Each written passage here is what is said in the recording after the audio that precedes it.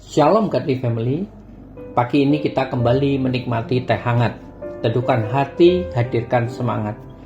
Dasar firman Tuhan hari ini diambil dari surat Yakobus pasal yang kedua ayat 14 sampai ke 26.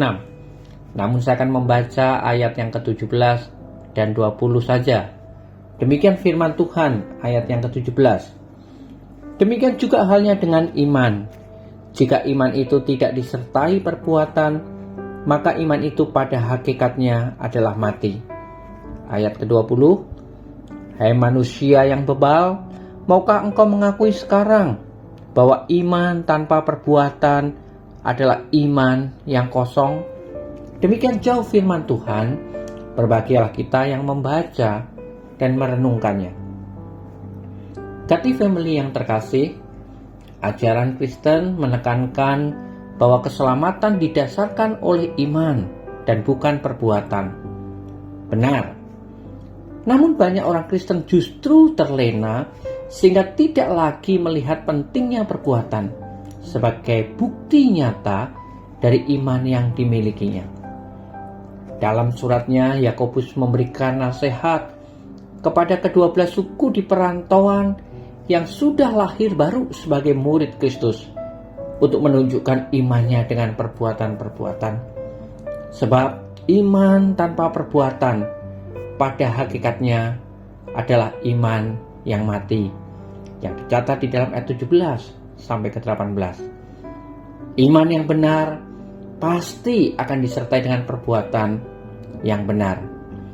Iman tanpa perbuatan adalah iman yang sungguh menyedihkan, karena disejajarkan dengan iman yang dimiliki oleh setan-setan. Ayat ke-19.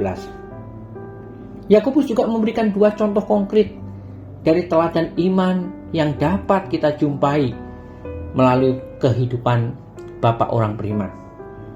Yang pertama, Abraham. Imannya kepada Allah ditunjukkan melalui keberaniannya mengorbankan anaknya Ishak, dan Allah pun memperhitungkan tindakannya sebagai kebenaran.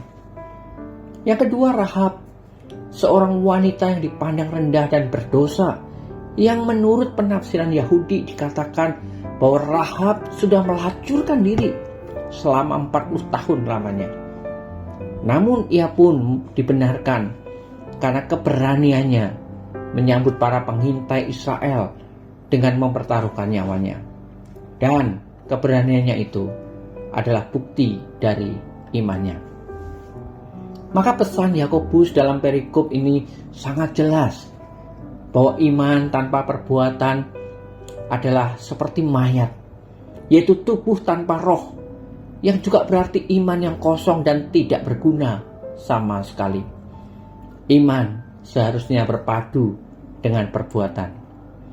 Godly Family yang terkasih, Allah menghendaki iman dinyatakan dalam perbuatan-perbuatan kita. Sebab iman dan perbuatan adalah satu kesatuan yang tidak terpisahkan.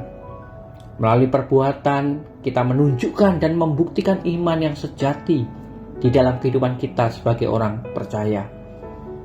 Godly Family, mari kita mengekspresikan secara nyata iman kita kepada Kristus dengan mengisi hidup ini untuk memenuhi tuntutan hukum Kristus, baik mengasihi, mengampuni, dan melayani sesama kita melalui perbuatan yang nyata. Kiranya seluruh perbuatan kita menyatakan iman yang sejati kepada Allah. Mari kita berdoa. Tuhan, kami bersyukur jika Engkau memanggil kami sebagai anak-anak-Mu untuk boleh menghidupi iman yang ada di dalam diri kami.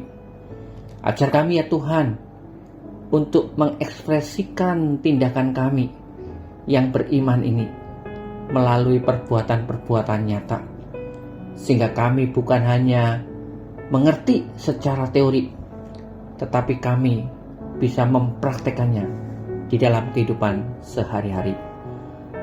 Terima kasih Tuhan, berkati setiap kami.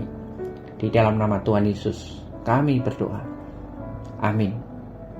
Godly Family, Selamat beraktivitas. Tuhan Yesus menyertai dan memberkati Anda sepanjang hari ini.